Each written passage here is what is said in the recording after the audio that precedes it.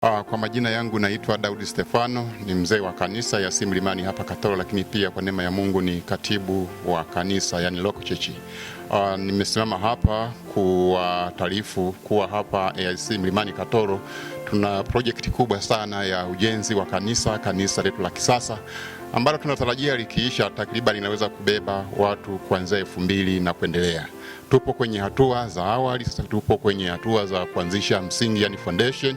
Tuko kwenye hatua ambazo tukubaliana za kukamilisha hiyo foundation milioni 100 karibia na 70 hivi. Kama kanisa tumeanza sisi baada ya kugawiana michango kwa kila mtu kwa kiwango chake kwa neema aliyopewa na Mungu au baraka ambazo amepewa na Mungu. Tulianzia kiwango cha 500,000, 300,000 pamoja na grupu la watu wa 200,000. Niwashukuru tu Wakristo hapa Katoro, kweli wamehamasika na wao wana shauku kabisa ya ujenzi wa kanisa la kisasa.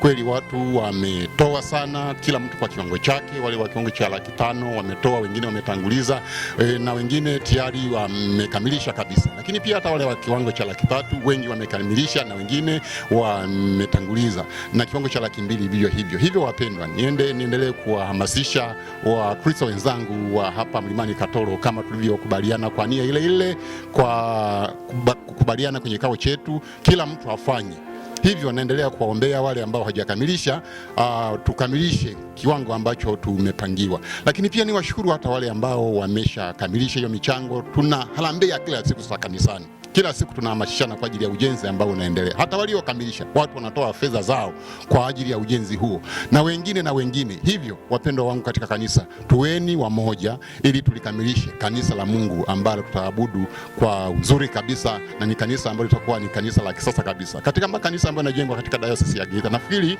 au kwa mawazo yangu au kwa makanisa niliyotembelea, ndio litakuwa kanisa kubwa diocese nzima, kanisa ambalo linabeba watu takribani 2000. Hivyo ni waombe chonde wa Kristo wenzangu na Wakristo wale ambao wametoka hapa Katoro. Tuna watoto hapa Katoro ambao tulikuwa nasali nao, kwa neema ya Mungu wamebahatika kusoma na kuajiriwa serikalini. Popote pale walipo, wasikia hapo hizi taarifa, tunawaomba chonde waunge mkono ujenzi huu. Lakini pia tuendelee kufuatilia taarifa zetu za ujenzi wa kanisa ambazo zipo kwenye mtandao kanisa la AIC Mlimani Katoro, utapata taarifa zote. Kwa hiyo wapendwa wangu, niombe wale ambao mnasikiliza, wale ambao mmetoka hapa Katoro na watu wote ambao wanajua Katoro ni aje, waliofika hapa Katoro wanajua wana Katoro wana shauku gani na amshaamsha aina gani katika ujenzi, mtuunge mkono katika ujenzi huu. Wote mnakaribishwa wapendwa wangu, ili tuijenge nyumba ya Bwana, tumwabudu katika roho na kweli, nyumba ya kisasa kabisa ambayo inatufaa mazingira yetu ya Katoro.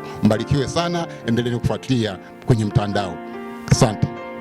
Kama alivyokwisha kusema mmoja wa wajumbe wa kamati ya ujenzi kutokea hapa AIC Katoro Mlimani, akaunti ambazo unaweza ukachangia ni NMB, akaunti namba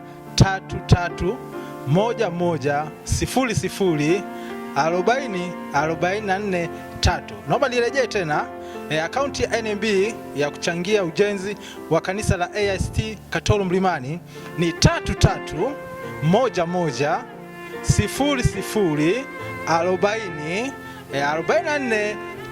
Jina ni kamati ya ujenzi AIC Katoro. Kwa kufanya hivyo, ufalme wa Mungu tutaujenga. Karibu sana kuchangia.